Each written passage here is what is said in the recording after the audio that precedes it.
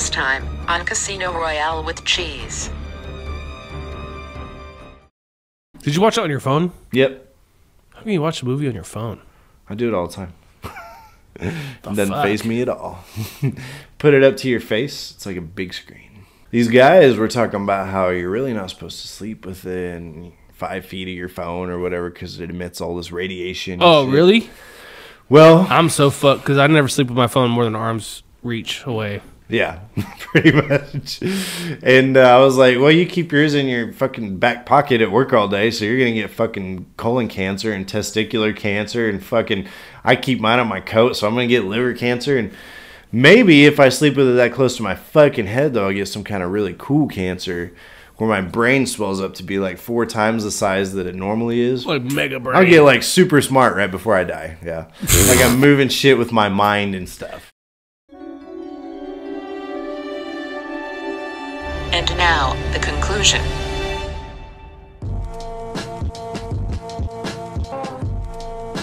Houston, we have a problem. I have a really bad feeling about this. A boy's best friend is his mother. Hasta la vista, baby. Nobody puts baby in a corner. Roads? Where we're going, we don't need roads. Frankly, my dear, I don't give a damn. Silent Green is people! Yo, Adrian! Adrian! Let's put a smile on that face. I gotta warn you, Clark. They don't play the same games here as they do at them regular casinos. Royale, too.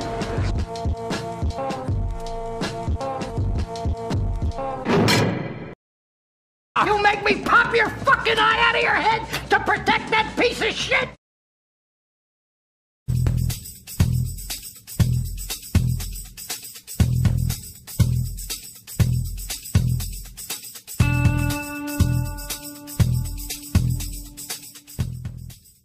Live from our studios in Las Vegas, Nevada, is Casino Royale with Cheese, starring your host, who's still waiting on Carmine, Shane Burns. Thank you, listening audience. This is Shane, and you are joining us today here at Casino Royale with Cheese, the internet show where we discuss movies that were #1 at the box office exactly 20 years ago. Today is episode 61. And I am joined today by the man who I've given this pager because I need to know where he is at all times. This is Mike. I'm not going to answer your pages, Shane. Mike's like, no, I threw that in the trash. Yeah. Every time I was trying to order my food, it was going off. Or I was Right. talking to a friend, it was going off. It was so annoying. Mike's ordering food, and I'm like, hey, man, what you getting? You going to eat all that? Like, Where you at? Are you done with that? He's sitting right across the table from me. Yeah. Still paging me. Right. I am so glad that we are recording in Vegas today. Me and Mike were hitting the slots last night. Just having a great time. So, Filthy slots. yeah. Mike, he lost 200. I'm up about 5 G's, so that's pretty Wow. good. Like how in your make-believe world, you're at least a winner. Right. I do something well in that world, so. Yeah. How's it going today, my friend? I'm pretty happy we're talking about a classic today. Yeah, me and you both. You know what's crazy to me is I was thinking about it because this movie that we're talking about came out in 95. And Analyze This came out 4 short years later. Not even 4 years later.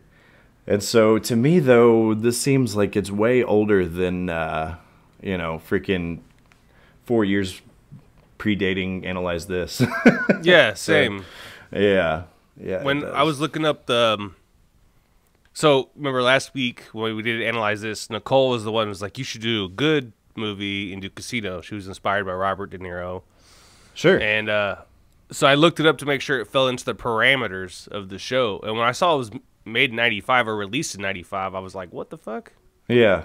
That's I thought this was more like an 85 like movie. an early 80s, something like Yeah. that. And I think that kind of is a testament to Martin Scorsese, not Robert Scorsese. But Scorsese really takes you back to, the late 70s and early 80s and all that shit whenever you're watching this thing. Does a good job of reflecting that time period, I think. So Yeah, he really does. He has an old-timey way of filming stuff in this movie that I really enjoy. So There's some things about this movie that I look forward to talking about. me and you both. What movie is it, by the way? Casino. Casino. Yeah. First movie that is actually in the title of our show. Yeah. So, interesting fact, I was actually going to use in our intro clips from, of somebody saying casino in this movie. Mm-hmm. Whenever, instead of doing the whole, Vegas vacation thing where Cousin Eddie's talking about casinos, yeah. Excuse me, getting over a cold. Kid's been sick. But in this movie, anytime, any clips that I found of anybody saying the word casino, it seems like they're mumbling. And so, I really couldn't use it. And But, yeah, man, this is, it's classic. Classic movie. Yeah. Scorsese has actually apparently come out on record saying that this movie, it has a story, but it doesn't have a plot to it. I guess. It's just kind of a true story. It is. It is a true story. Apparently, it is, in his opinion, people just kind of doing stuff until the cops show up at the end. So... Yeah, but, I can kind of see what he was saying there. Yeah, I don't know, man. Obviously, he doesn't, hate this movie or anything because he made the thing. But I can kind of see where he's coming from. Shit just kind of happens, and then... I mean, he's just telling a story. It's pretty much all it boils down to. It doesn't have necessarily, a narrative thread running throughout or anything, so... It kind of does, though. It kind of does. I could kind of see it both ways. So I don't know. I know that it's a crazy story, and the fact that it's based on a true story makes it even crazier. Right. It does. I really, look forward to talking about, Scorsese and who wrote this movie and the actors involved in this movie. Sure.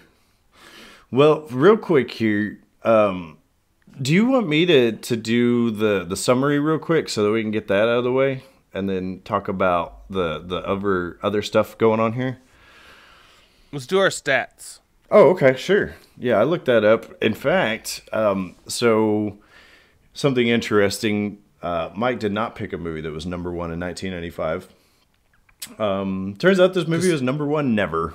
So What? Yeah, it's really weird, man, because...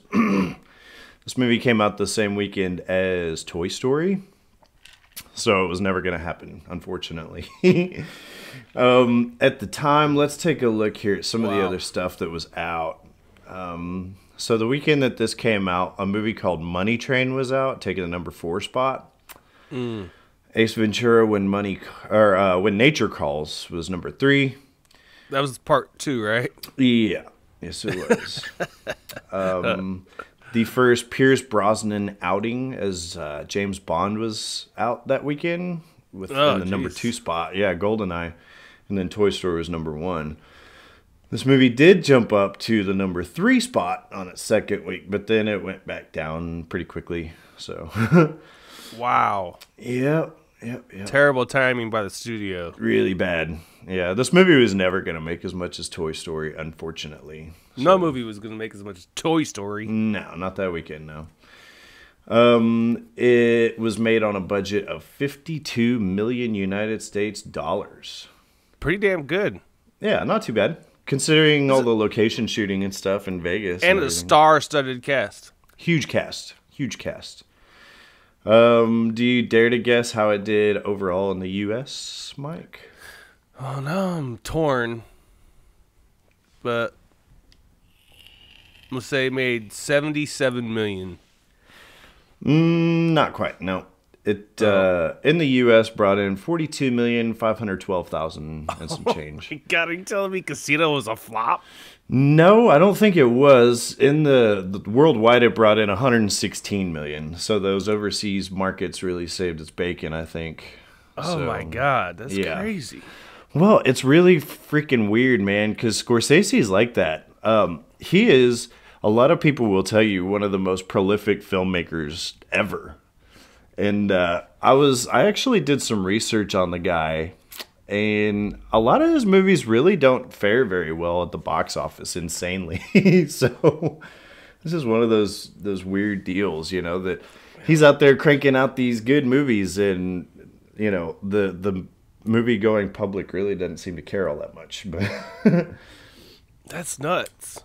I think Goodfellas had a similar story, although I'm pretty sure Goodfellas did hit #1, but it was only for like 1 week. And that movie's gone down in history as being, you know, one of the best mobster movies of all time. So Yeah, when I talk to people about us doing Casino this week, a lot of times we're like, that's my second favorite one. Goodfellas is my favorite.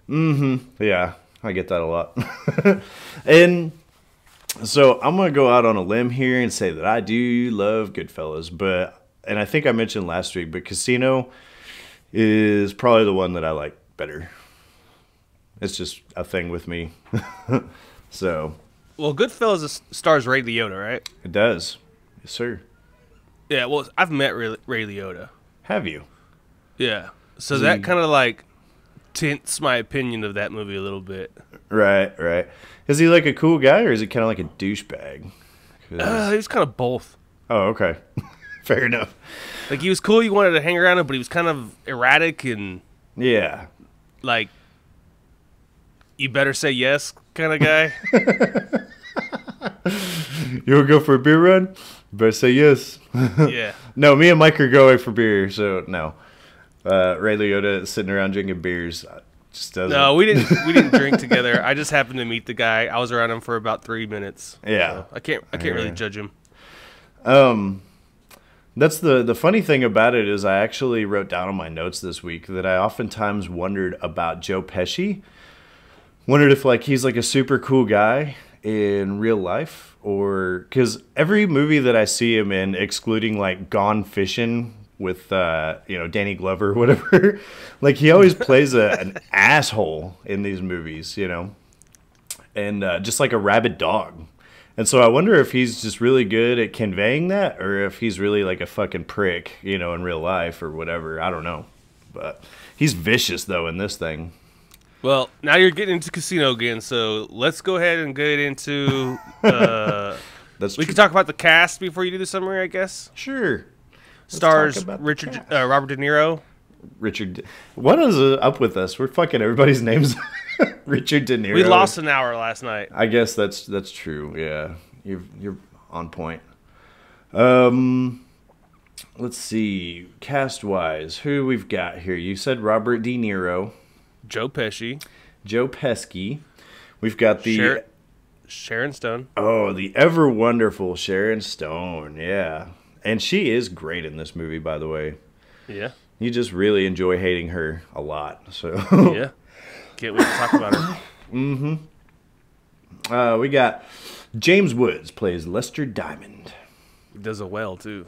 He does it really well. He's a bit of a douchebag in this movie. Creeper. But yeah, he is. He's not like a vicious, like destructive douchebag, but he's just kind of a dimwit fucking idiot. Slime ball. Yeah, he really is.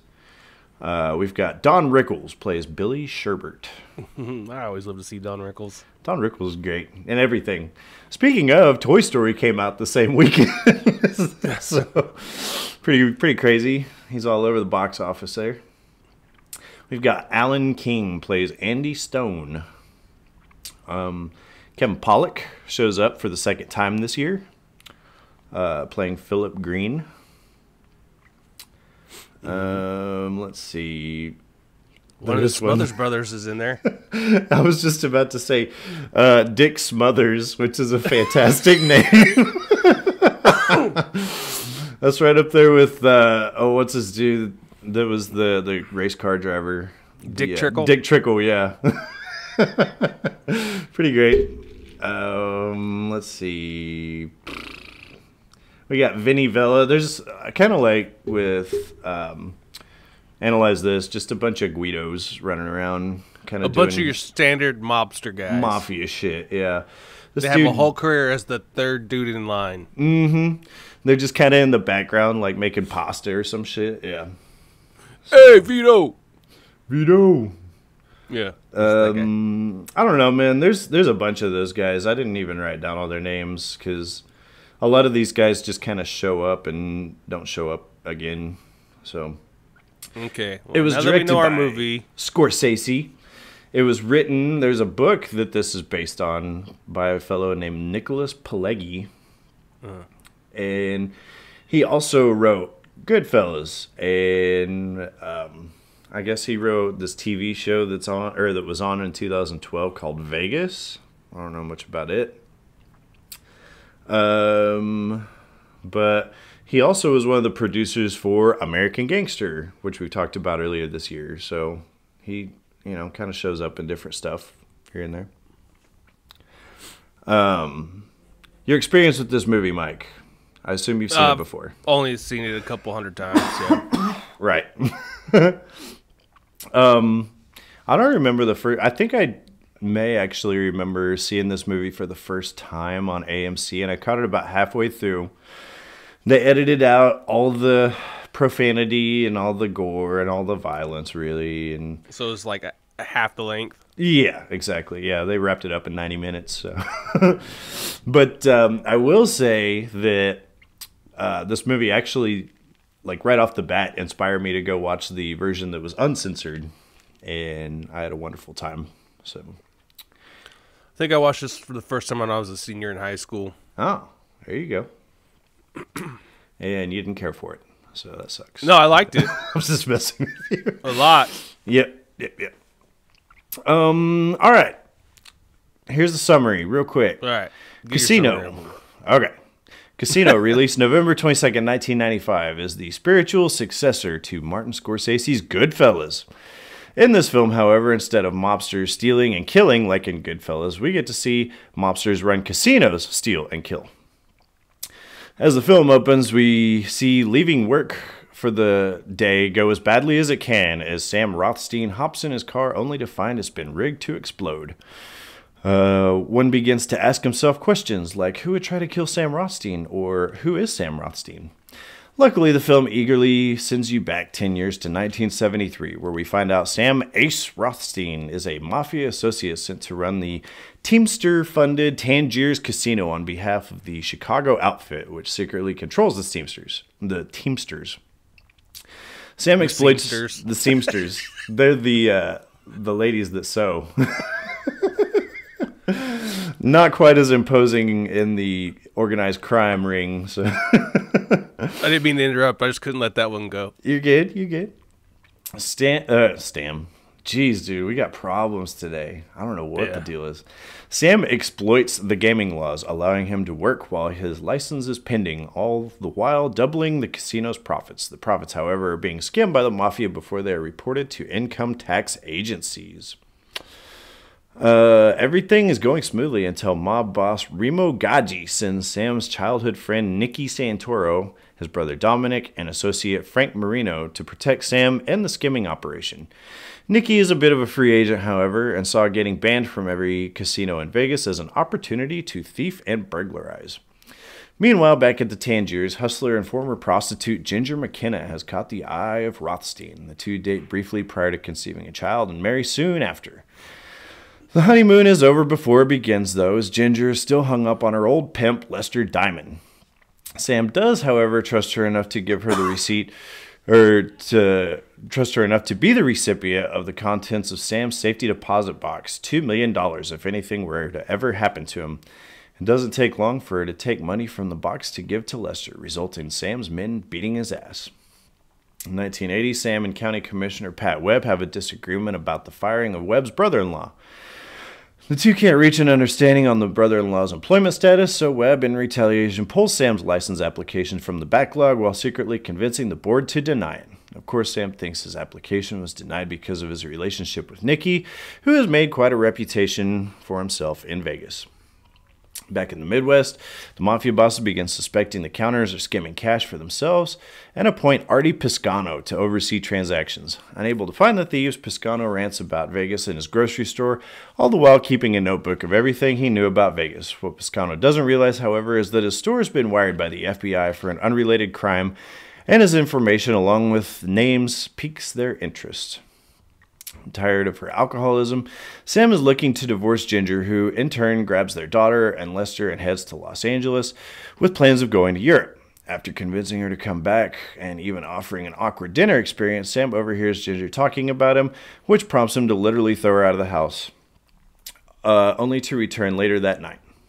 Ginger soon seeks the help of Nikki, whom she's been confiding in getting the contents of the safety deposit boxes. Nikki's raw sexual charisma is too overpowering, however, and the two have an affair. Ginger proves that she's a bad wife and a bad mother, as she feels tying up her child is appropriate in the absence of a babysitter. After rescuing their daughter, Sam confronts Ginger at Nikki's restaurant and disowns her, also ending his friendship with Nikki. Ginger gets a similar response from Nikki when she suggests he kill Sam. The following morning, Sam's neighborhood is awakened by the sound of Ginger shrieking and the sound of her car crashing into Sam's repeatedly. After the police arrive, Ginger is able to keep them distracted long enough to get the safety deposit box key. After retrieving the money, however, she is arrested by the FBI as a material witness. In 1983, the FBI closes the Tangiers. After authorities discover his notebook, Piscano dies of a heart attack. The mob bosses are soon arrested and decide to kill anyone that could testify against them. Ginger didn't fare much better as she died of an overdose. We're then shown the beginning of the movie where Sam actually survived his car bombing, it turns out. Sam suspects the bombing was in place by Nikki, who left town when the FBI came in. Before Sam can retaliate, however, the bosses, growing tired of Nikki, order Nikki's crew to kill him and his brother. They're beaten and buried alive. In the final narration of the film, Sam laments that the mafia moved out of Vegas and was bought by corporations which built ridiculous family attractions. Sam is shown living in San Diego, quote-unquote, right back where he started. This film stars Captain Shakespeare and Joe Waters. Very good, Shane. Thank you, sir. Sorry about the slip-ups there, but it is what it is. Reading was never my forte. Neither was making podcasts. So. Yeah, still working on that. Right. So let's get into this thing. All right. So real quick, I don't remember when the last time I did this, but I did a lot of research. Well, not a lot. I Googled some shit about Casino. That's all I ever do. You're good. Half a dozen years ago or something like that. Yeah. And then so when I was watching it back this weekend, I did it again. Okay. I don't ever do research about this, about our movies, but this one being based on a true story, and I had so many questions. Like, why the fuck would Sam throw everything away for this chick that he knew was a hustler and a working girl? I don't know, man. You can't help who you love, I guess. That's true. But I this saw chick this. is bad news, bro. I saw, so the name of the book that this is based off is like called Love and Loyalty. Okay. And something like that. I might be wrong. Meh, whatever. But I did notice like throughout this movie that this is more of a love story than it is about the mafia running a casino. It kind of is, I want to say. I find it interesting because you've got all the mafia stuff and all the shit going on in the casino, whatever. But I actually think that this movie is more of a story about Sam and, what's her name? Ginger. Ginger. Yeah. 100%. Yeah. And apparently the telling of the story in this movie is pretty dead on. The only minor difference being there's no evidence that Ginger was a working girl. Oh, okay. She was a showgirl and socialite in Vegas, and like she did have a long time relationship with the guy like what's that dude's name in this movie? Lester, the molester. Yeah. It was funny about like the name changes they did with these people. They only changed like slightly. Right. Yeah. Like her name in this movie is like Ginger McKenna or something like that. Right. And in real life, her name was like Gina McGee. Oh, okay. I don't even know if I'm nailing that right, but that's how simple the changes were. Something to the along names. those lines, yeah. Yeah. His name wasn't Lester Diamond. It was like Lewis Emerald. Yeah. Oh, okay. Yeah, it really was like they didn't go way out on a limb when they were changing the names. Rich Ruby. Yeah. I got you. Yeah, and the car bomb thing did happen. Rothstein actually fared better in that car bombing than most people would have. So, well, worked out. In the movie, he says that Cadillac put a big heavy plate underneath the driver's side seat. right. True, they did that to solve a balance problem they were having. Oh, With the car. interesting. So he really did sustain like very minor injuries compared to what he should have experienced. What if somebody else is riding in the car? Then it's off balance again. Yeah. But yeah. It was right outside of a Tony Roma's. Oh, really? Yeah. I love Tony Roma. So Yeah. I think we ate at one when we went to Vegas. Actually, got that old buffet. And my wife tried corned beef hash for the first time, and then I had to use the bathroom. So I bet. But there's so many interesting things in this movie, man. That we can start from the beginning if you like. well, so just so that we know, I guess the character of Sam Rothstein is actually based on Frank Rosenthal. Lefty instead of Ace. Yes, right. And he ran the Stardust, the Fremont, and the Hacienda casinos. This is based on the Stardust. Oh, okay. I didn't know that. Yes. I guess Pesci plays Nicky Santoro, based on real-life mob enforcer Anthony Spilotro, a made man. Looks just like him. I actually looked up Anthony Spilotro, and he kind of does look a little bit like him, which is You crazy. can't get any closer than that for a Hollywood film. No, you really can't. Which is funny because I was curious about that because Joe Pesci's a very he's Unique. unmistakable, yeah. So I was like, well, okay, I guess if his acting's good enough, you'll just let this guy do his thing. And nope, he really looks like the dude. So there's that. I would assume that he met his fate the same way as he did in real life. He did. Yeah. Kind of too bad. That's a pretty rough scene to watch. His brother and him were found in a field by a farmer who owned the field, who thought that people had buried some deer parts out there illegally, like poached some deer and buried parts of them. Right. And then so when he uncovered it, he found two damn near naked, decomposing bodies. That's got to be one of the worst death scenes I've seen in any movie, is watching your brother get beat to death. And then they strip you down to your tidy whities, which are already pretty emasculating, I think. Mm-hmm. And of course, you've got Joe Pesci, who's kind of a frumpy individual anyway, so he just looks really pathetic. And then they just proceed to beat the shit out of him and bury him alive. It is really, really bad. So some testimony that came out like 20 years later, something crazy after the event. Yeah. Was that the brothers came to a basement in Illinois to meet with the family because Michael, the brother, was going to be made, is what they thought. Oh, I see. But Interesting. when they got down there, obviously it was a setup, and they decided to kill both of them because they couldn't let the brother go. Right. Because they were feared of retaliation killings. I got you. But they did strip them down to the underwear and bury them in a cornfield. It's pretty bad, dude. And they did kill them with beating them with baseball bats. Yeah. There's those big, heavy metal baseball bats, too. Yeah. Those have no give to them, but... At one point, one of the guys has two bats. Yeah. Just beating the shit out of these guys. I like, in this movie, I've always found Vegas to be fascinating, and Mike lived there for a while. I did. I worked there in the casinos. Really? Which one? Yeah. The Venetian. I never went to the Venetian. I was one of the founding members. Like, when I say founding members, I mean I was one of the original, like, hirees. Like, okay. employees. Like, the original crew of employees. I was like about the to first ones. say, if you had a part in opening the Venetian, No. we would not know each other. No, that was Dr. Sheldon Adelson. who did Sheldon that. Adelson. Yeah. You can Google his name sometime. He's pretty prolific. Oh, there you go. Is he in the Mafia? No, he's... Mike said, I can't talk about that. I can. All I can tell you, because I never had a chance to like sit and talk with the man, was that he was a very prolific Jewish doctor. and that he and his wife both are big time in Israel. Oh, I see. He may be dead now, for all I know. He was already pretty old when I knew him. Right.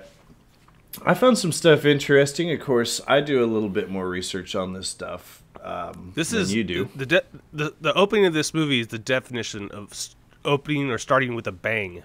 Oh, yeah. Yeah, most definitely. It looks like it's going to start pretty quiet.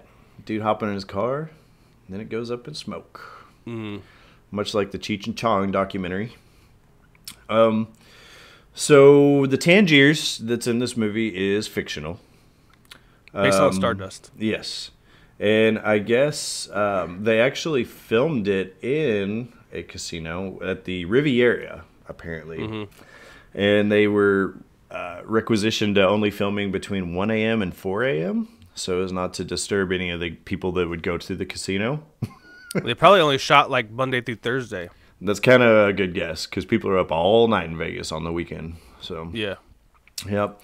But what's crazy about it, though, is I guess they didn't want it disturbing anybody. And then they went through and they actually advertised on the outside the casino saying, home place of the filming of Robert De Niro and all this other stuff. And like they wanted to play it up, even though they were like, no, you can't film here and bother anybody except this time, you know. So they're getting both ends of that deal. And it's in the 90s, so you got people wearing like neon colors, and you're like, that wasn't here then. Right. No, it was not. Get out of the shot, man. I actually thought the one thing they did pretty well was, because they do show a lot of shots of like people driving and things of that nature. And Scorsese did a good job of only getting shots where there were like cars that were appropriate to that time frame. Yeah, driving on the road. You don't see like a 93 like Ford Taurus like rolling around back there, you know, next to Joe Pesci or anything. Well, a lot of times it's one car that's being shot. So yeah. Another thing that's kind of cool too is that since casinos don't typically have windows, then it really doesn't matter what time you film. Do whatever you want. The time to film in a casino would be night, though. That's when shit's going on. Yeah. Oh, yeah. Have you ever walked through a casino in the daytime? Yeah, there's nothing. There's an old lady with an oxygen machine smoking cigarettes. You know, so. When I was hired onto the Venetian as a security guard, all right? I was fresh out of the Marine Corps, so it was easy to get that job. And we patrolled the floors and all that stuff, and like we wanted the night shift or the overnight shift. We didn't want to work during the day. Because all the fun shit was going on. Yeah. I could tell you, I could give you an hour and a half worth of stories of shit I saw. How long did you work there? A couple of years. That's not bad. Were you well compensated, or was it kind of a shitty job? Well, no, it wasn't bad. So starting pay was $15 an hour. Yeah. And in 2001, that's pretty good. Pretty good. And full benefits. Oh, okay. That's so free medical, free dental, paid time off, all that good stuff. Right. It wasn't a bad gig. Yeah. I actually worked in security for a couple years before I moved into convention services, where I moved up to a salary position and was responsible for, at the time, the Sands Convention Center was attached to the Venetian. Okay. It was the largest freestanding convention center in the world. So we held big shows, like the Porno Awards. Oh, really? Okay. Yeah. When I was there, and I don't think it was where I was at, because I've only been to Vegas once, and that was for like 4 days. But that was the whole like Conor McGregor fight with, what was it? Nate Diaz? No. Floyd Mayweather? Yeah, Floyd Mayweather. And so like that was a big deal at the time, because I guess they were going to be fighting in Vegas. But that's all I remember. We went and saw Penn and Teller, which is funny. I was going to actually mention, because me and the wife, we travel horribly. Anytime we go on vacation, we always have some story about how we got fucked up and made a fool out of ourselves or whatever. We've been to Mexico twice, happened both times. we do it everywhere we go. And then we went to Vegas, and we had a wonderful time. We played some slots, took in a show, and like I was expecting The Hangover or something, like chairs on fire and shit. But no. The difference being you guys are parents now. That is true. A little bit more seasoned, we'll say. Yeah. I will say, if you ever get a chance to go to Vegas out there, this is my experience anyway, find a good machine that you can play for a while, but it doesn't take too much of your money. Because if you're trying to get wasted, because they will bring you free booze as long as you're playing. And you can just sit there all night and get ham hock squared if you want, you know. So my advice to you, for those people listening, if you want to get drunk in Vegas, go to the bar in the casino. Don't waste your money in the machine, because you're putting way more money in that machine than that $2.35 beer. See, so here's our problem. We stayed on the main strip in Vegas. We stayed at the MGM Grand Hotel. They have a bar? They do have a bar. We went down to the bar right after we got there.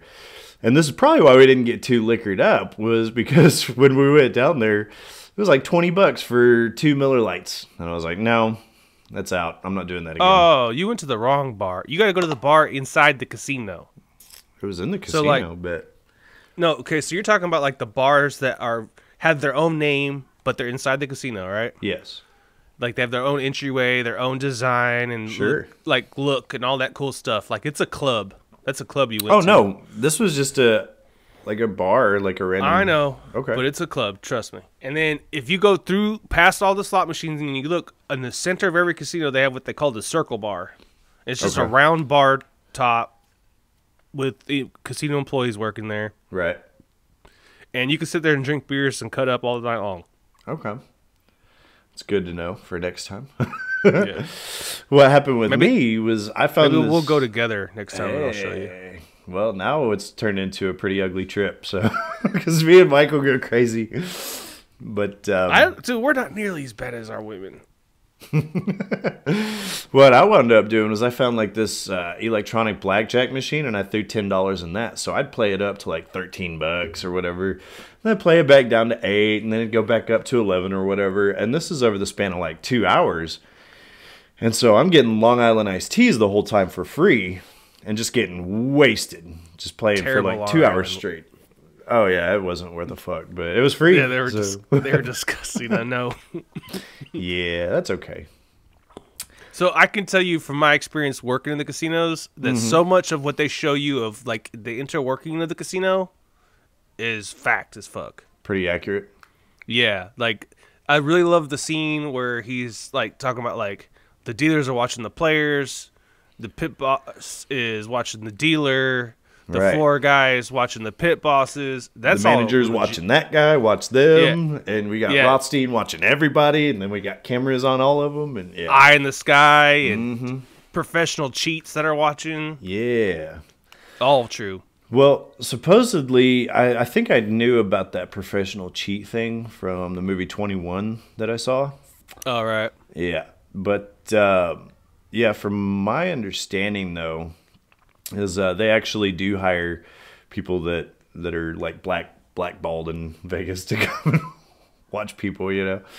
But the one scene where that plays out is pretty great, where those two guys are like signaling to each other. He's got that little apparatus on his leg, just tapping away. Yeah, pretty bad, pretty clever, but couldn't get one. There is a room those guys get taken to, and they aren't treated well.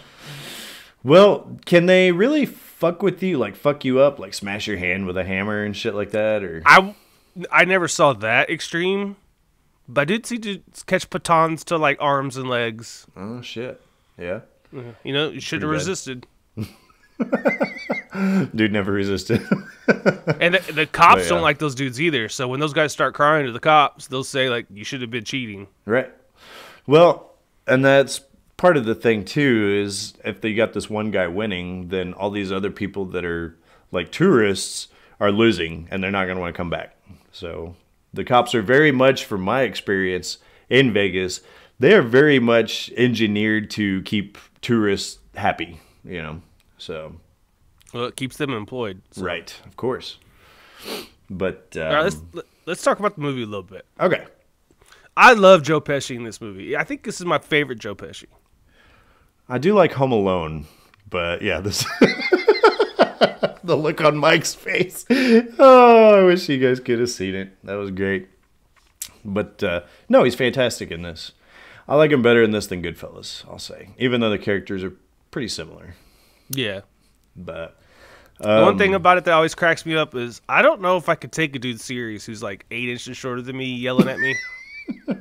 You motherfucker! Yeah. But apparently he was small like that. Mm-hmm. What's crazy about it is there's that whole first opening scene where Rothstein like sees that dude's pin. He's like, "Hey, is this your pin?" And the guy's like, "Yeah, fucking shove it up your ass or whatever." And we see Joe Pesci just like stab the fuck out of this guy. Just death by pin. God, classic scene. The pin is mightier in this case, but I did notice where he's like kicking the shit out of that guy. That looks pretty fucking fake.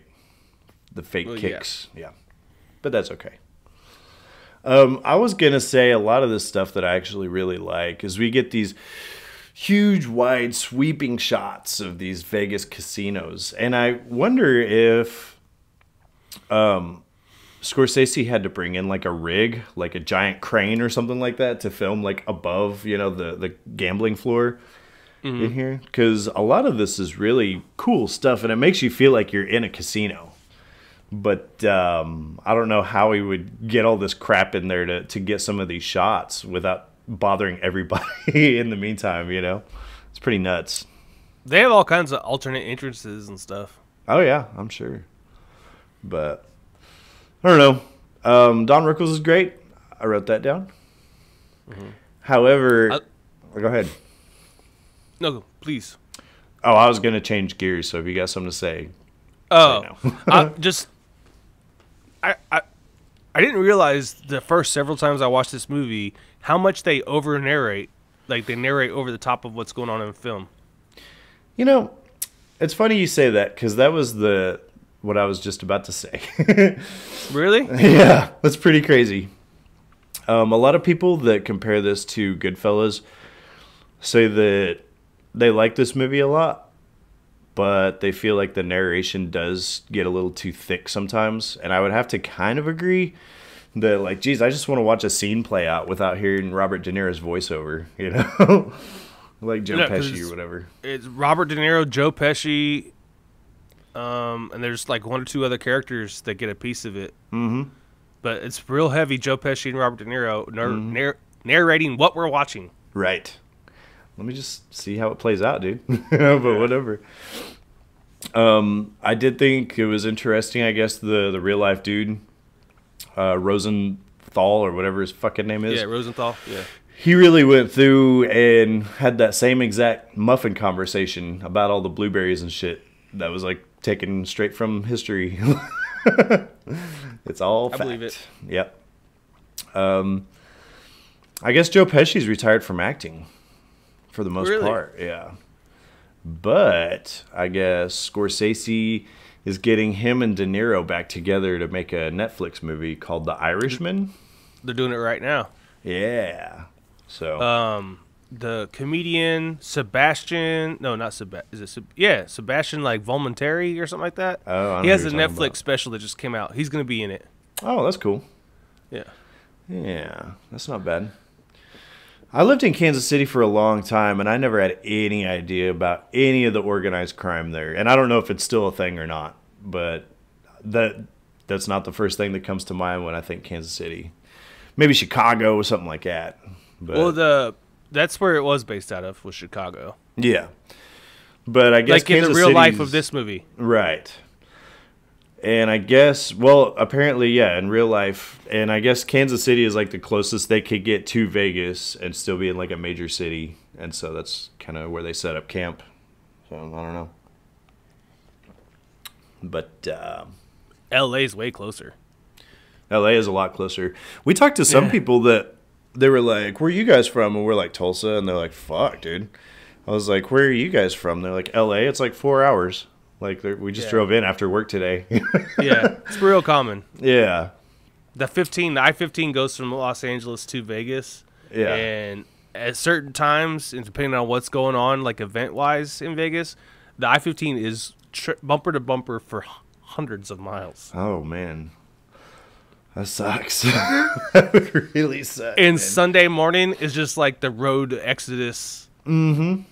Everybody's, Everybody's half heading back. hungover, driving home. And I guess it was kind of interesting, too, because these people I made were that like, drive every week for a year. every week? Yeah. Were you living in L.A., or? I was living in San Diego, which is another like hour and a half away. Oh, shit. Yeah. No, forget that. I do think... Oh, what a young man will do for women. Mm-hmm. It is true. Let's talk about this Lester fellow. So I guess he met Ginger when she was 14. That's what it says. Already off to a bad start. Not liking this guy already. And Ginger's hung up on him. Pretty good. Well, if you fell in love with the dude when you were 14, I guess. Mm-hmm.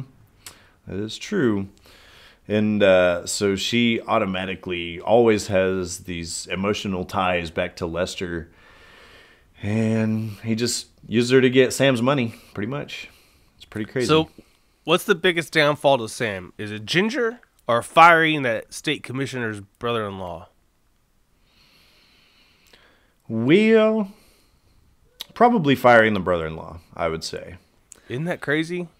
Pretty crazy. Because keep in mind, Ginger was out of control, but she wasn't doing anything that would really fuck up his operation out in Vegas. But fucking with that dude, that really kind of put a kibosh on everything. That's kind of where the whole spinning out of control started in this movie. Watching this movie back, in the scene where the commissioner comes to basically beg De Niro's character to rehire his brother-in-law. He's being like so polite too. Yeah. Like basically begging him to hire him back, and he refuses to do it. I'm thinking to myself in my head, just hire him back, man. Yeah. I would put this dude in a stand somewhere serving nachos and forget about him. Call it fucking good. I'd put him in catering. Yeah, for real. He can set a table. And that should be fine for this guy. And we'll still pay him well. Mm-hmm. Like he'll polish silverware and glasses all day long, but we'll make sure he's paid. He's nowhere close to any of the games, any of the money, anything like that. Yeah. We're still going to give him like 80 G's a year. He'll be good. That's what I'm saying is even the guy's like, well, maybe if, he doesn't work where he was, maybe you can find somewhere else down the line. That's what he tells him verbatim. And Rothstein's still like, no, fuck that.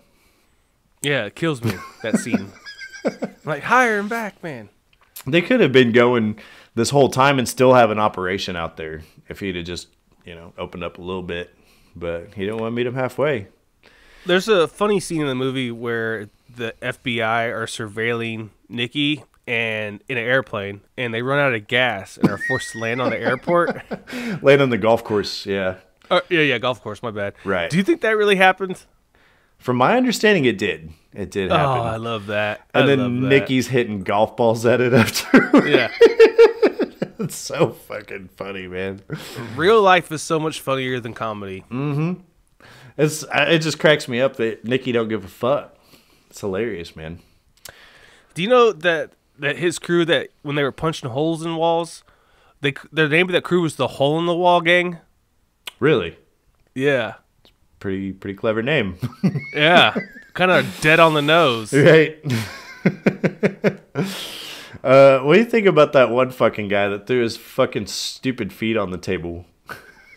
Oh, dumbass. I would have beat that dude's ass myself, man. I met so many dudes like that in Vegas. What a idiot. I met so many guys like that. Big old country boys from like Texas. Right. They wanted to be professional rodeo riders. Right. Just kick off their shit kickers and throw their feet up. And Vegas every year hosts like this huge rodeo thing, and like the kind of headquarters out of there. The association is kind of headquarters out of Vegas. So you get all these wannabe rodeo dudes like hanging out in Vegas. Of course. I do like whenever he gets his ass beat by Nikki, the look on Sam's face, like, while he's listening to this dude get his ass beat, and Sam's just like, you know, I got shit I could be doing right now. It just doesn't give a fuck. Yeah. It's pretty great. Pretty great. Giving Ginger the key to his safety deposit box is a major plot point for this movie. I don't think it's a good idea. He was trying to show her that he trusted her. Yeah. Yes, he was. It was a mistake. Big time mistake. Oh, yeah. Yeah, she's definitely... her shit's interesting in this. Because she keeps hanging out with that Lester Diamond fella. And I do love... I guess James Woods was saying... He said to Martin Scorsese... They had... Scorsese had mentioned that he was interested in James Woods, and I guess James Woods like had his number and called him, left a message on his phone that said, "Any part, anytime, anywhere" was the message that he left for him. Hell yeah, yeah.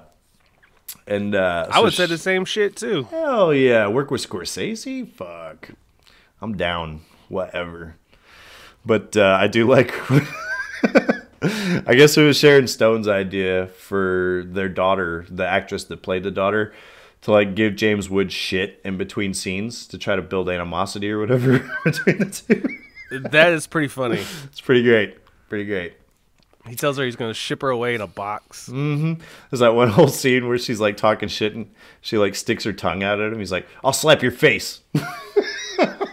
It's so funny. Just his delivery. It's great. When Ginger fucked Nikki. Oh God, yeah. Why? You saw it coming. He did. I just don't get it though. Like Joe Pesci, I just never really thought of him as a sexual animal. I guess. Okay, all right, that's fair. Never did. But she wasn't fucking him because she thought he was hot. No, because she was trying to get something. Right. That's what she always does. Man, Sharon Stone, I know, was nominated for Academy Award. She didn't win for this character. Who did? But how amazing was she? She was great. She was great in this movie. Do you did you happen to look up who actually won that year? The actress? I didn't. Oh, I did. It'll probably be like Judi Dench or something, or Michelle Pfeiffer or some shit.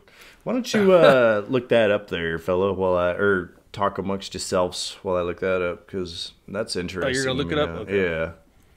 Yeah. Yeah, she, I think, stole this movie. I agree. She was great. She incredible. I think her finest acting role I can remember. Oh yeah, yeah, she's wonderful. And that is to include Basic Instinct, where she showed us everything the good Lord blessed her with. She did. She put it on display. Basic Instinct was actually kind of a crap movie. Never saw it. It was just known for that scene, really. That's pretty much what everybody told me is it's all right, but it's iconic because of that. So, but I have Ginger written down on my notes at least 3 or 4 times, and they're always like, "What the fuck?" Because she just like, however she could let you down, she did. Oh yeah.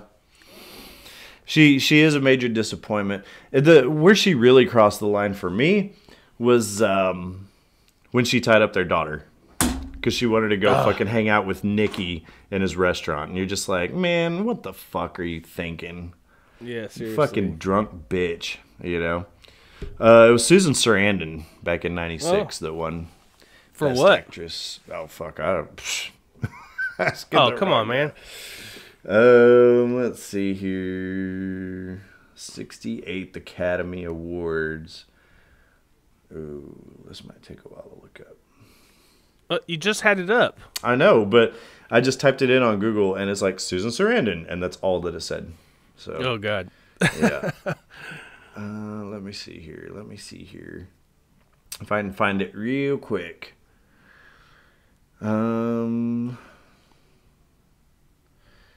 It was nominees, actor, winner nominees, actress, Dead Man Walking. I've never seen that.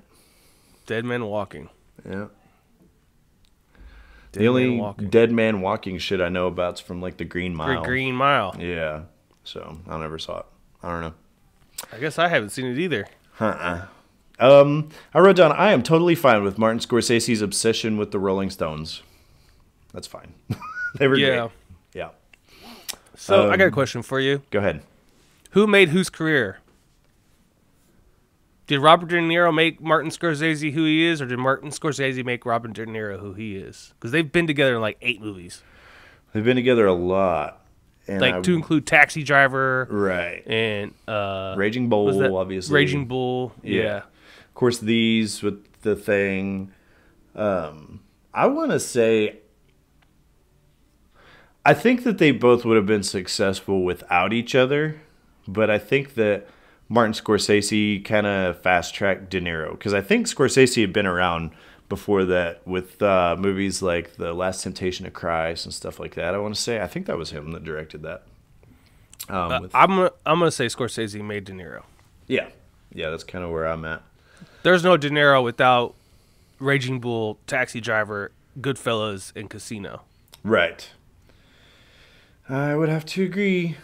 That was Willem Dafoe that was in that. Fucking weird. But yeah, that was Scorsese back then. So, yeah, I would say that it was definitely Scorsese's hand in this. Of course, he went on to, in Taxi Driver, hook up, what's her name, with an Oscar, Clarice, Jodie Foster.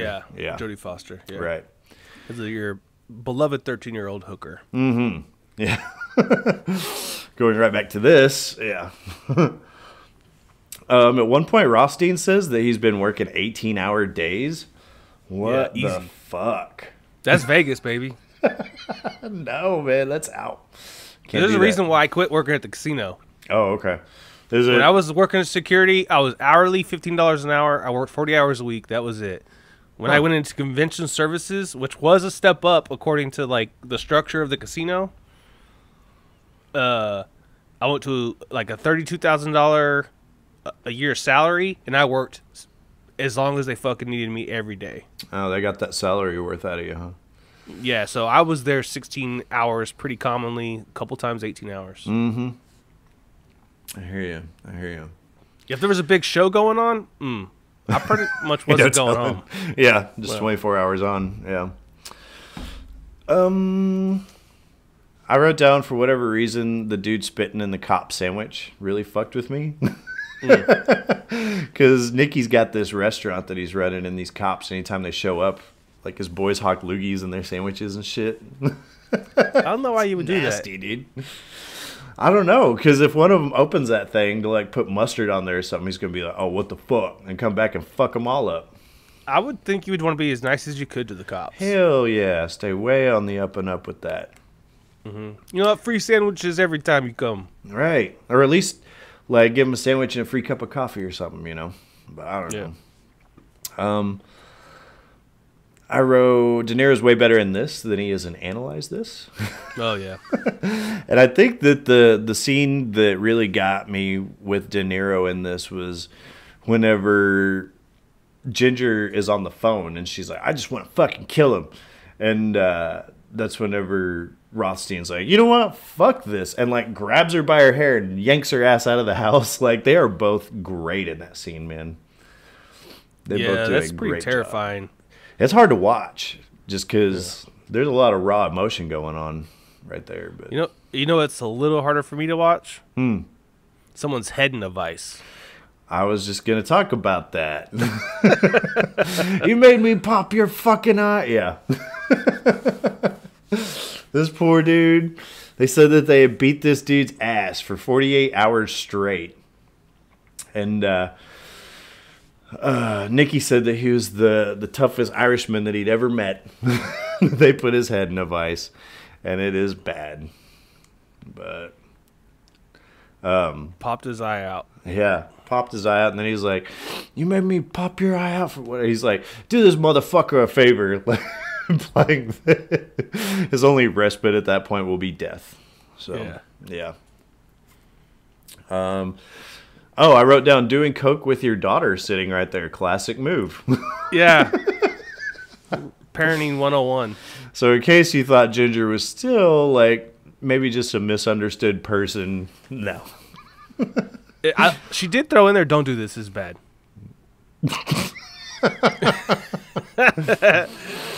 Right. It's In real different life, if that you're woman like, had 3 children, by the way. oh, really? Yeah. Did she have them all with Frank Rosenthal, or I think she had 2 with Frank. and then one later on?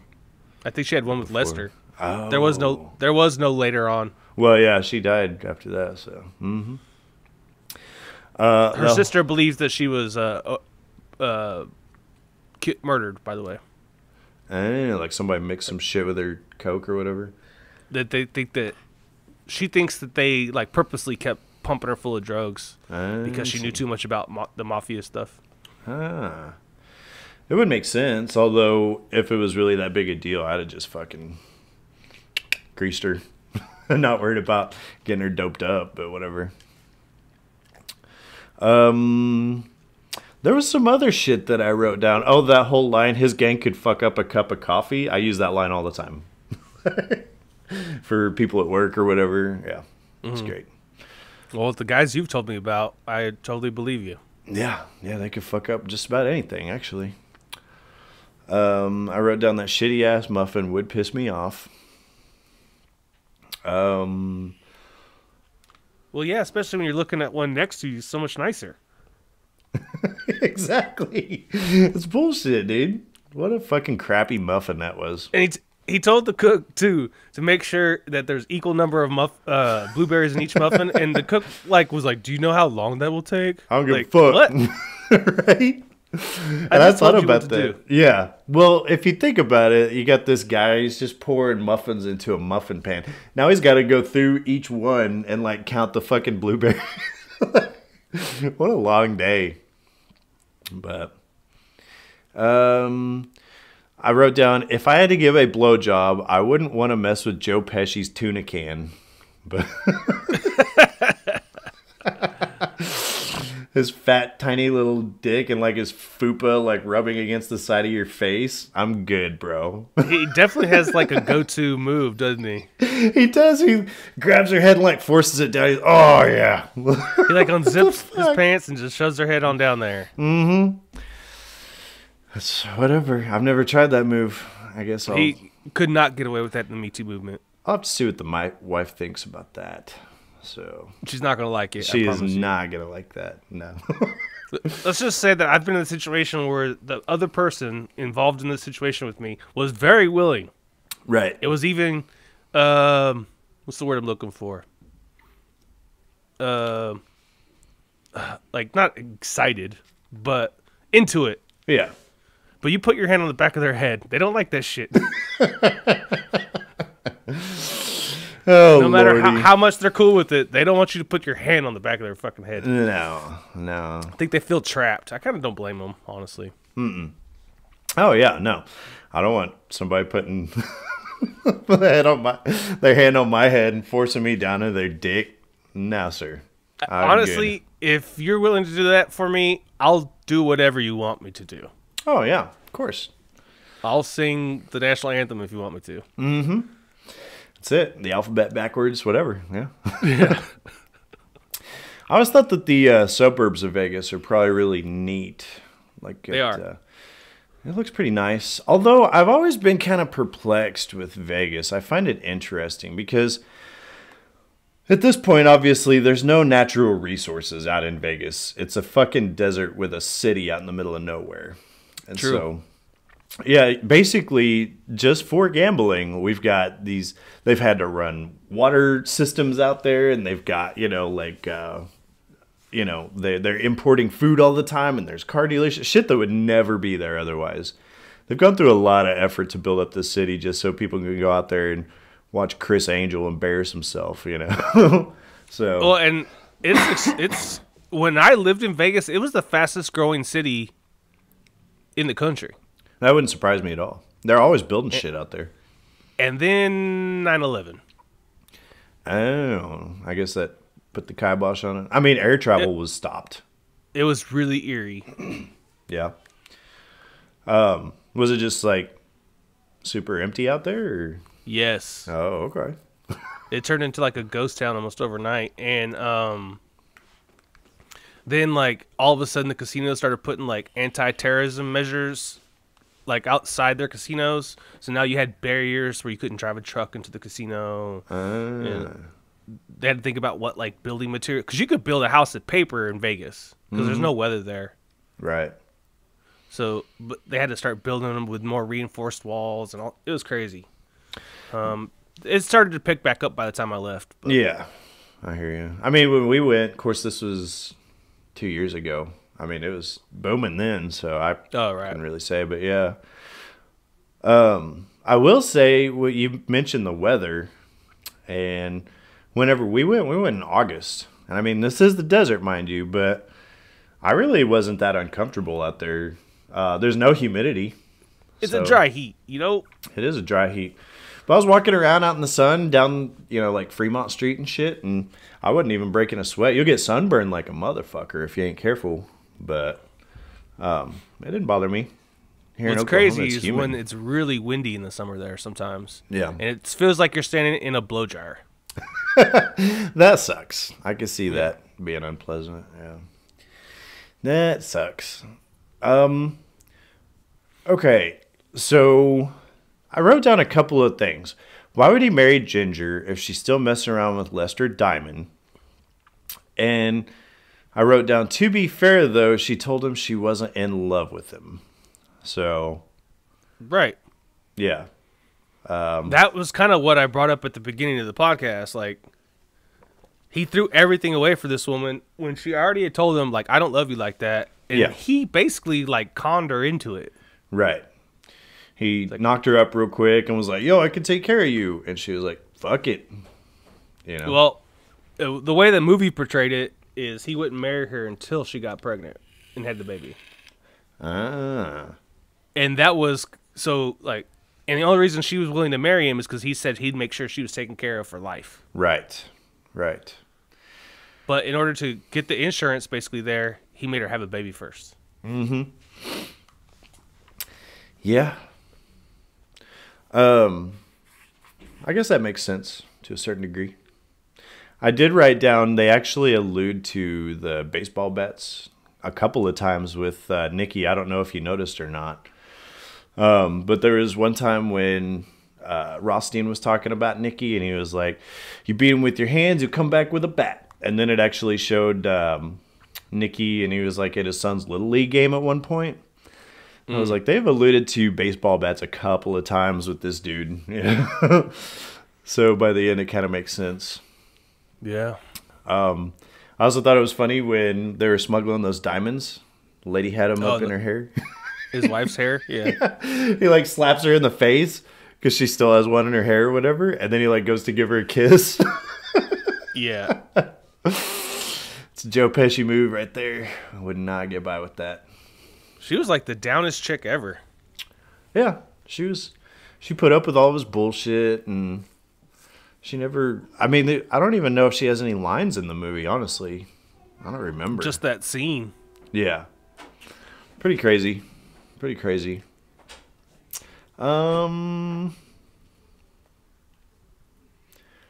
know, man. I guess the Frank Rosenthal show was a real thing. So yeah, OJ was on it. Really? Yeah. Wow, I didn't. You can watch it. That. Yeah, I found clips on YouTube actually. Yeah. Of it. Yeah. That's crazy. Crazy. OJ was on it. Fuck. Oh, one of the families that got busted toward the end of the movie, they were watching this, like, whenever it showed the cops break into their house, they were watching some kind of crazy TV show, I noticed. Oh, and what was it? There was some kind of Nazi shit that was on there, like swastikas and shit. Oh, yeah. I was like, what the fuck are they watching? You can't have that on TV. Maybe it was a World War II movie. Maybe. I don't know. Did you ever hear about, I guess in England they had come out with this weirdo like sitcom called Heil Honey, I'm Home? Yes. Yeah. It's in bad taste. If you guys out there listening are not familiar with it, you can look it up on YouTube. But the whole idea is that Hitler never died, and now he's like living in the suburbs with England. Eva Braun, yeah, and he moves in next to a Jewish family, And I guess like it lasted like one episode, and they got so many negative comments that they were like, we pull the plug now. Nobody wants to watch this. Family Matters starring Adolf Hitler. Right. It is insane that this thing ever existed. But I wanted to be in the room during the pitch. Absolutely. I mean, I've gone back and watched it just out of curiosity, and it's really bad, but not really like offensive bad, but not funny. I don't know. It's fucking weird. The 80s were a weird time. Well, they run into different issues in England. Like their shows, like we run our shows for 7, 8, 10 seasons. Right. There's a 2-year series is a pretty common thing. Yeah. Usually they'll wrap it up about that time. Yeah. I've seen a lot of those like that. On like I watched an interview with the Office guy. What's his name? Ricky Gervais. Yeah, Ricky Gervais. They asked him because the American show went on for like 7 seasons. I think 9 years actually. 9 seasons. Okay, Yeah. and then so they asked Ricky Gervais like, "Why did you only do 2 of the Office?" He's like, "That's how long it was supposed to be." Yeah, that's cool. I mean, I can respect that because somebody online actually said that, you know, any good performance, and that's what a show is, but you always want to leave the audience wanting more. You don't want to overstay your welcome, you know. Yeah, like they should have did 1 season of Lost. I kind of get down with that. I actually like Lost and some of its later stuff, but it would have been fine 1 season. The writers only had 1 season written, and they thought there was no way it'd get picked back up. Well, they didn't think that one through, Yeah. but that's okay. What I do think is interesting is, so we've talked about on here before, watching like Shameless, and that's based on a British show, but I guess it's like still running apparently. Like it's gone on for a long time. So I don't know what the deal is with that. And there's other ones like the IT Crowd. That one has a lot of seasons to it. That's actually a really good show if you get a chance to watch it. I don't know what that is. Just these IT guys that have weird hijinks. But I did also write down the amount of time that it takes his car to explode from the time that he turns the key, because they show the inside of his car lots of times. And the amount of time it takes the car to explode actually changes, I've noticed, depending on which perspective we're looking at. But it's whatever.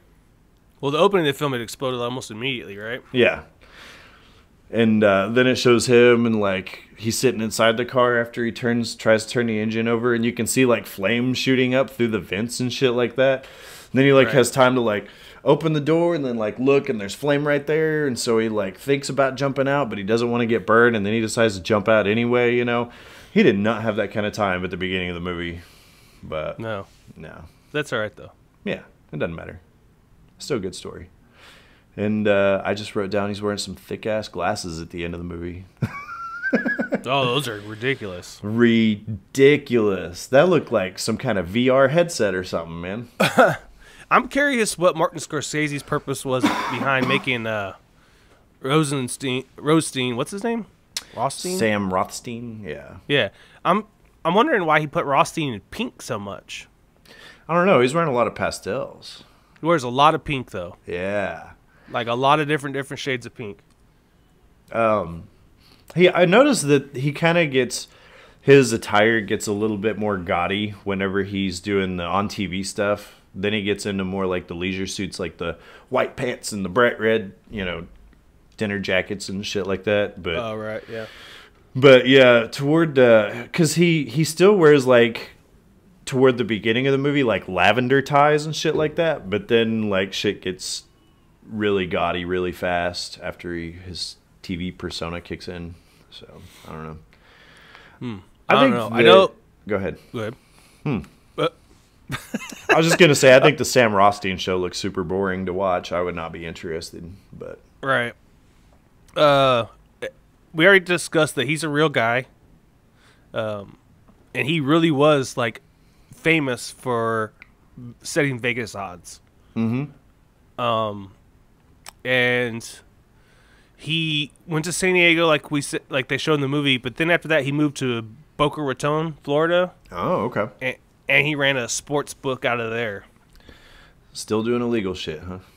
No, it was legal gambling. Oh, okay. He's just not allowed in Vegas. Right. They said he made that notorious Black Book. Mm-hmm. Yeah, they said that's a book you don't want to be on.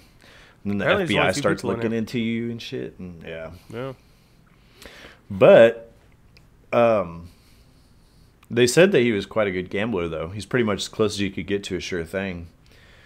Because he'd find out, about like boxers and stuff before he bet on them if they like had a fight with their old lady, or find out, in a horse race which one's sick or which one's been doped up, shit like that. Right. So yeah, he did his homework. He said it would even come down to like weather conditions. He would find out which way the wind was supposed to be blowing on a certain day. It would affect a race, and just crazy stuff. Or a football game. Yeah. Nuts, man. But I don't know. Overall, what'd you think of Casino, Mike? I love this movie. Yeah? Yeah, it's one of my favorite movies we've watched so far. I have to agree. In fact, whenever we eventually do our top 10, don't be surprised if the show's back up, because I really do love this movie a lot. So, it's kind of a long watch, but it goes 3 hours. Yeah.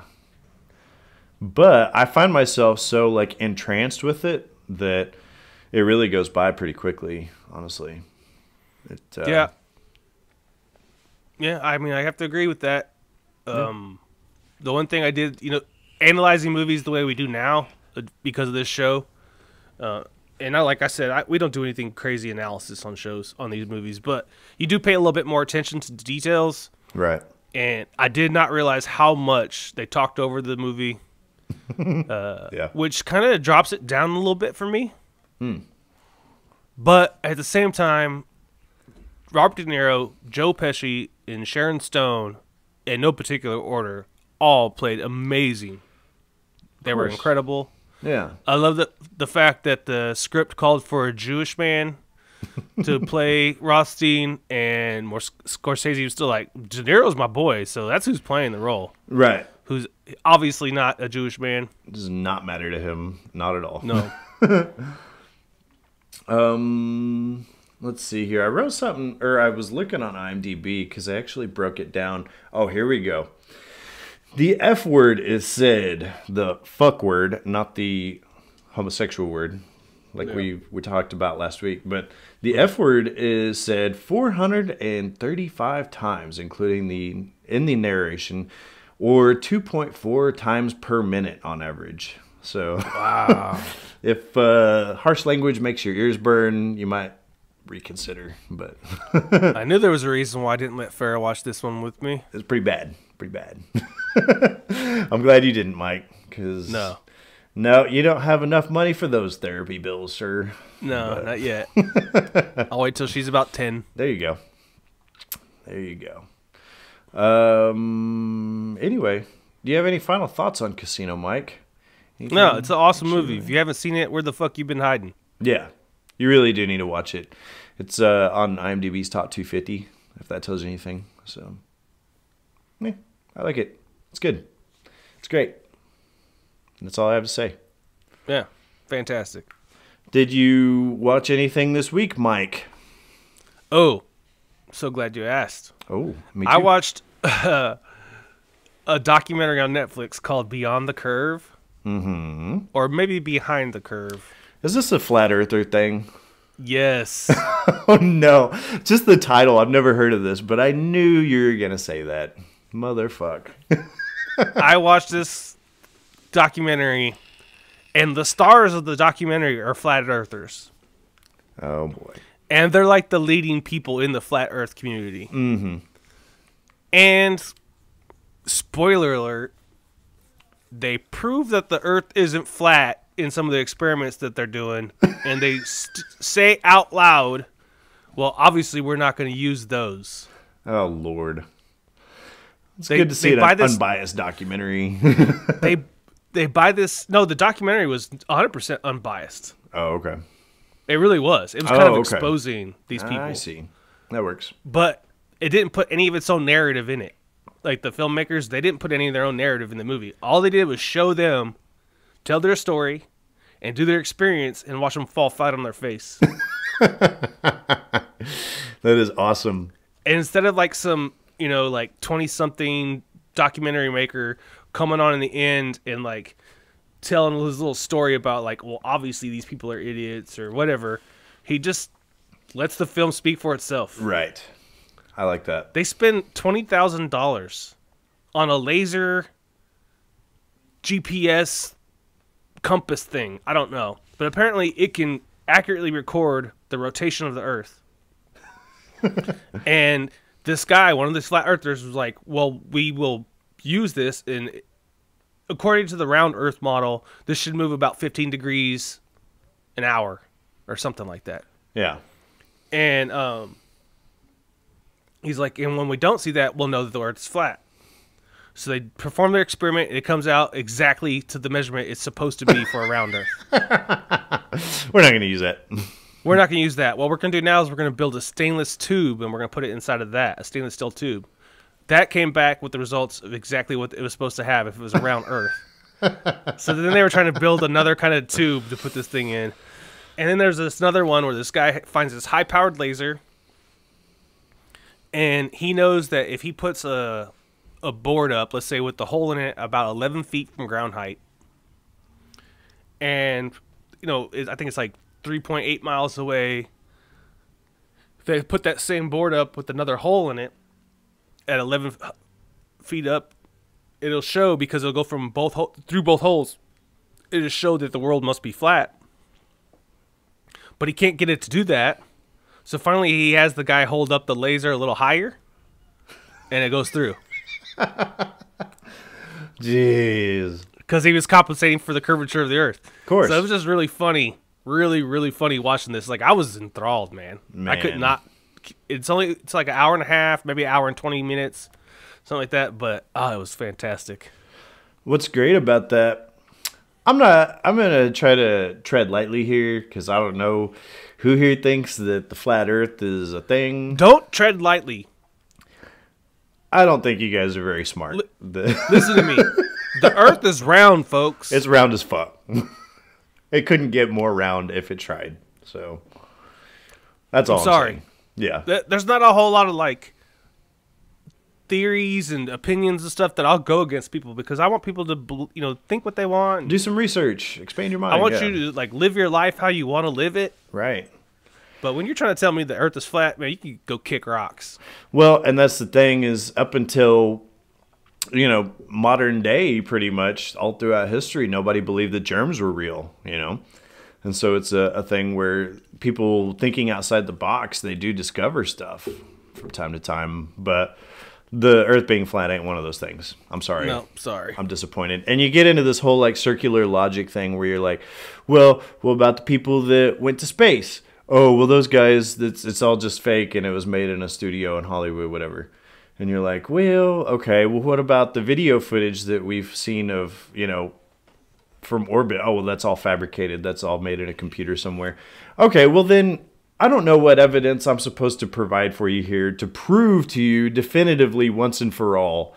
Do you have to go to space yourself to believe that this is true, or what? One guy tried that. Yeah. One guy built his own rocket and like launched himself up high enough to be able to see the curvature of the Earth. I'm sure that if he thinks the Earth was flat, this guy's probably super smart, and that rocket works super well. So it didn't work as good as it's supposed to, but it did go up pretty high. Yeah. Well, I've seen guys take their like iPhone and put it on like a weather balloon and like send it up, and it'll go into like the upper stratosphere. And you can actually see the curvature of the Earth, before the thing pops and heads back down to the planet surface. So I don't know what else you want. I don't know what else. I hope they have an OtterBox on that phone. They said the phone still worked too, which is crazy. Hell yeah. Hell yeah. This week I watched some stuff. Did you watch anything else? Or was that it? I mean, yeah, we watched some other stuff, but stuff we see. We watched the Moulin Rouge last night. Oh, yeah. Me. My sister-in-law's in town, and the girls wanted to watch something musical, and I can tolerate. Well, I'll take that back. I kind of like the Moulin Rouge, so. Moulin Rouge is only good because of the music. Well, that's why I like it. Right. Yeah. So this week I watched, actually last night, me and the wife went through finally and watched Bohemian Rhapsody. Oh, what'd you think? Thought it was quite good. Quite good. Pretty amazing, right? Yeah. There's a lot of stuff that, one of the things that I thought was the most poignant about the film, and if you haven't seen it, then I don't know, it's not like a major spoiler or anything, but whenever they finally like recorded their opera album, Queen did, and it had Bohemian Rhapsody and all that other shit on there. One thing that I liked is whenever they showed the crowd, everybody like loving Bohemian Rhapsody and shit, it showed the reviews for the song. Everybody was this shit sucks, you know, it's like a secondhand Led Zeppelin, you know, and all this shit. And yeah, it just goes to show the critics ain't always right. But no. No. But my favorite part about that particular song is Mike Myers playing the record executive. Mm-hmm. Nobody's gonna bang their head to Bohemian Rhapsody. Yeah. Yeah. Pretty great. It's pretty great. Pretty great. And I thought that the whole Live Aid thing was really cool at the end. So phenomenal. Yeah.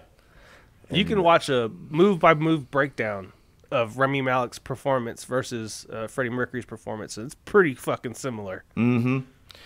Yes, sir. It's good stuff, man. He said he worked with a movement coach for like a year. Oh, really? You can tell. I've never seen any interviews or anything with Freddie Mercury. I don't know if that's really how he talked or what, but I would assume that's based off of something, though. Rami Malek's performances, so I can only presume that he studied him pretty well. Yes. But, yeah. You presume correctly, sir. Yeah. It was good. I liked it a lot. Those biopics like that, though, about stuff that I actually really enjoy, always pique my interest, though. I always enjoyed Queen a lot. And so yeah, they kind of have an unfair advantage, you know? Why is that? Because you're going to do a biop piece about something I really like already. Right. Yeah. And then you're going to pack it full with all of my favorite songs from them. Yeah, you better be on top of your shit. Well, I'm probably going to like it, though. Right. That's true, too. If it's done well, I'm going to really like it. Yeah. Yeah, I agree. I guess where you have things like the Jimi Hendrix movie where they didn't use any Jimi Hendrix music. What movie is that? Andre 3000 from Outkast played Jimi Hendrix in a movie, and they didn't let them use the family wouldn't let them use Jimi Hendrix music. Well, what's the fucking point? I'm not gonna watch that. I didn't watch it. Yeah, no. What a waste of time. Oh shit, that's funny. I also went through this week for whatever reason and watched the entire Poltergeist trilogy. Oh. Yeah. People talk shit on the third one, but even though there was like a noticeable decrease in the budget and all that, I kind of like part 3. It's bad, but enjoyably bad. I don't know if I've ever even seen part 3. Oh, really? They got rid of the mom and the dad characters from the first 2, and the brother, and apparently they're sending Carol Ann to this special school out in Chicago so that she can cope with all the supernatural events that have been occurring with her or whatever. Oh, God. But basically, the reason why is because the actors didn't want to come back. So, tells you a little something. But the first one was great. The first one's good. I even like the second one. I think it's kind of underrated. But part 3, it's kind of its own thing, but I like it. And then I don't remember what else I watched. I know I did. I watched some of The Office, that sort of thing. So, they're doing, I guess, here in town, not Las Vegas, but where I'm native from. They're doing a bar crawl where they're doing like The Office like trivia night thing deal. I guess. I think I might actually, if I was to enter into that, I think I would do all right. Because I've seen The Office a lot. So one of the things about those trivia crawl things, when you go on those, you have opportunity to meet people who are bigger nerds than yourself. They would probably be saying that about me, actually. So we met this one fucking guy. When is this? Shit. It's in May, like late May, like the 26th or something. Like on a weekend? Yeah, I think so. Let me know. I'll go with you. I want to watch you do your stuff. That's cool. I'll lose, but I would go just to watch you dominate it. Well, the hard part's going to be convincing the wife that I need to brush up on my Office skills, and so like watch copious amounts of The Office to prepare for this thing. I don't think she's gonna buy it, but we'll see. We'll see. You'll be all right. Yeah. So, Analyze This was #1 for 2 weeks, this being its second week. Any idea what we're watching next week, Mike? No. No. I've already mentioned this movie once this year, so, but that's that crappy Forces of Nature thing with, what's her face? Sandra Bullock and Ben Affleck. Remember I was talking about Message in a Bottle and I mistook those two? Yeah. So I don't know anything about this movie. I don't know if it's worth a fuck or not, but I guess we're going to find out together. So, is this the first time we've seen Ben Affleck show up on our thing? No, Armageddon. Armageddon. That's right. That's right. He recently, I guess, bowed out of playing Batman again. So there's that. So DC's got to start from scratch. New Superman, new Batman. Is what's his name out? Is Superman? Yo, yeah. Nuh-uh, really? Yeah. Oh, that sucks. I kind of liked him too. He said he didn't want to do it no more. Well, that's crap. But that new Shazam thing looks like it might be entertaining. I heard good stuff. So don't change the Wonder Woman. That's all I'm saying. No, you gotta keep her. Henry Cavill, he's not doing it no more, huh? No, he's out. Fuck, that sucks. He announced he was out before Ben Affleck did. Really? Yeah. Well, that's unfortunate, but fair enough. Well, I wish them the best, and we will be touching base with him next week. If you guys are familiar with that movie and you want to tell me about it or any other thing that might come to your head, then you can always email us at cheesymovie@yahoo.com. You can check us out on iTunes, you can check us out on Instagram, and you can check us out on YouTube, Casino Royale W Cheese, all one word. And I wanted to say too, actually, that you'll notice that our catalog in iTunes isn't that expansive.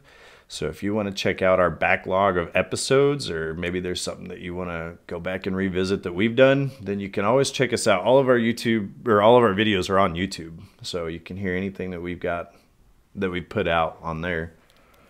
And you can also check us out on Facebook, Casino Royale with Cheese, all separate words. Not even going to talk about Twitter because fuck it. So, yeah, I guess that's all I got, man. Cool. Well, good pick this week, Mike. I'm glad we got to talk about it. Credit goes to Nicole. Yeah, good job, Nicole. If you're listening, probably not. No. But no. Anyway, everybody, thanks again for joining us. Make sure that you join us next week for Forces of Nature. And yay. We'll see you next time. Bye.